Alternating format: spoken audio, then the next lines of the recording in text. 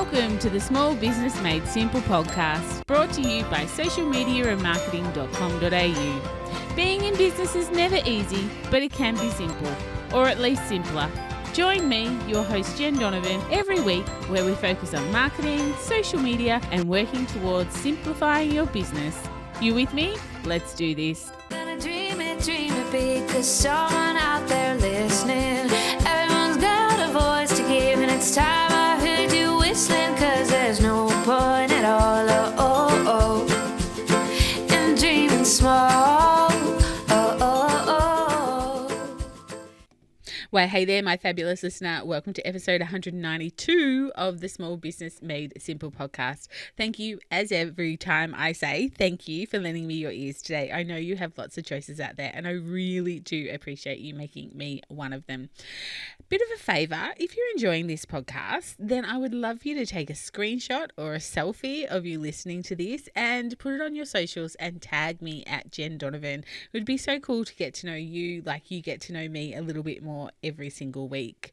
And if you have an extra 30 seconds in your life that you could spare for me, I'd really love it if you could leave a rating and a review in your podcast app, if that happens to be something you can do where you are listening to this podcast.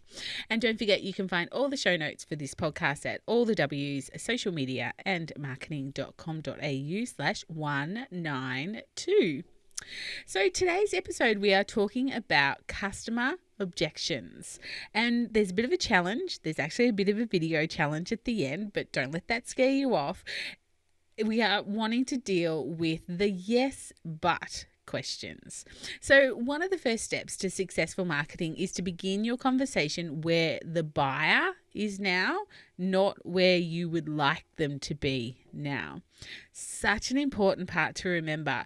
You need to be talking to them and having a conversation with them where they are, not where you want them to be, which is quite often ready to purchase, and they're not ready to purchase.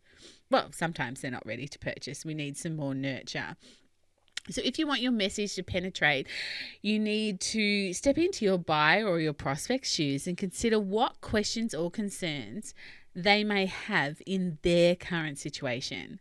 These are what we call the yes, but questions. Yes, I really want to buy your product or service, but. These are the doubts and the questions that prevent a prospect from hearing your message, and therefore making your chances of persuading that person to buy almost impossible, because they're not listening past the but part. For example, if you're a personal trainer and you were promoting your upcoming spring group coaching course, then you might say things like, spring is the perfect time to be getting into shape for summer, or fun group classes starting soon, or the most affordable and effective way to lose those unwanted kilos and get fit, or no lock-in contracts, etc., etc. So the question is, now, what are the yes but questions that are being triggered in the mind of your prospective buyer? So when they see the upcoming spring coaching course promo, what are they saying to themselves? What are they saying? Yes, but. So things like, I don't think I'm fit enough for this group. This is an outdoor program. What happens if it rains? I've started these types of things before and I never see them through, etc., etc., etc. To help remove your buyer's roadblock, let's do a little bit of an exercise together. So if you're out walking or running or driving, you might need to come back to this. Or if you have the opportunity to press pause after every question and give yourself a bit of space to think, that might work. Otherwise, come back to it. So I've got 3 questions for you. The first question is, list the 3 most common roadblocks you encounter or are aware of right now when you are trying to sell something. Remember, we are always selling, we are always marketing, so you are trying to sell something. Whether you are in a launch process or not just now, you are still trying to sell something. So what are the common roadblocks that you encounter? For me, I would say if I'm trying to sell my one-to-one coaching program, my 3 most common roadblocks from my prospects are the cost, their time, and the size of their business. So they're my 3. So the second question is identify the prospect's concerns around each of the perceived roadblocks.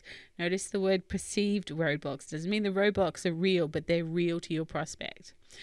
So if we take my 3, which were cost, time, and size of the business, I would say cost is all about whether it's a good investment, whether they will see a good return on that investment, or money is tight and it will be a stretch, but they know they need help. So it's that never-ending circle of I need help, but I can't afford help, or they think they can't afford help. And also they want a return on their money. My second roadblock that I talked about was time. So they feel like they are already so busy in their business, and therefore finding time to A, actually show up to the coaching, and B, implement what the coach or what I talk about or what I recommend they do or what I'm going to hold them accountable to, puts that cold rush of panic through them, because they know their days are already short enough. They're already having trouble fitting in what they need to fit in now.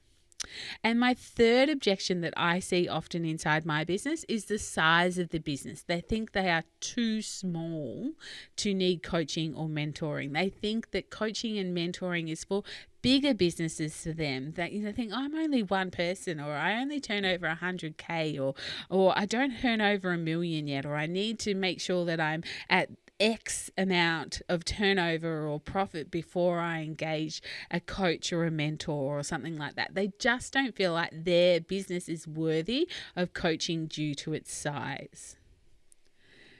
So we've answered the first question, which was the 3 most common roadblocks you encounter, that you are encountering right now, perhaps, or you do encounter when you're trying to sell. The second question was, what is the perceived roadblock around that concern? So I've just given you an example of my 3.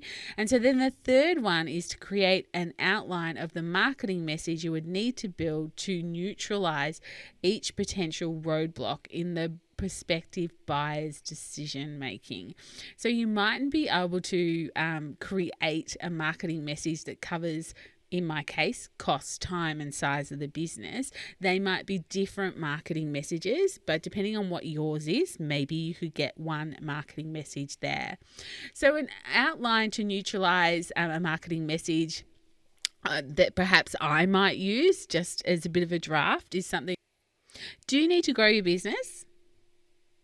Are you so busy being busy and doing all the doing in your business that the thought of making more money and doing more just seems impossible? And you're doing all this work and you're not even paying yourself? I know, I get it. You need someone to have your back. Simplify this business thing, keep you on track with some accountability, and be a sounding board for all those tiny and huge questions that you seem to have running a business by yourself. So if you're feeling like this, maybe it's time to ask for help. Help from someone who's been where you've been, has grown a successful business, who aligns with your values and has the skills that you're missing to take you to the next level or just get you out of the rut that you are in now. So let's chat. Let's have a 20-minute, no obligation chat to see if I can help you and if we are a good fit for each other. Click here. So something like that would be mine. I know it doesn't address all of the roadblocks that I talked about, as in time, money, and size of the business, but that would be something that I would do. So the bottom line is, if you want to convert more people from being just a prospect to actually being a paying customer, you will need to eliminate their yes, but questions. So now it's time for you to practice sharing your wisdom, maybe on a social channel via a video. So this is the challenge today. I want you to think of what the 3 most common roadblocks are. I want you to put your concerns, put your prospects' concerns around each one of those perceived roadblocks. Then I want you to do an outline of a marketing message to neutralize one or all of these potential roadblocks. And when you've got that, I want you to practice it. I want you to do a video on social media selling what it is that you're selling, but dealing with the objections, dealing with the yes, but question. It doesn't matter if you aren't launching something right now. You are always selling, like I said, just like you are always marketing.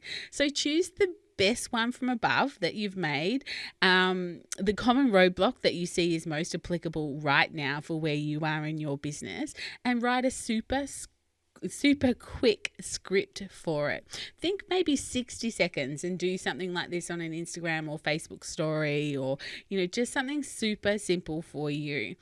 These things aren't war and peace. It's about dealing with the objections, the yes but questions as to why people aren't buying from you. This is such an interesting exercise. We know what we can do for people, but people have objections. They have the head nod yes, and then they put the but after it. So we've got to deal with the but. And I don't know about you, but I've had people on my list, on my socials, in my world, who seemingly come out of nowhere to buy from me, to buy my coaching or buy into a program.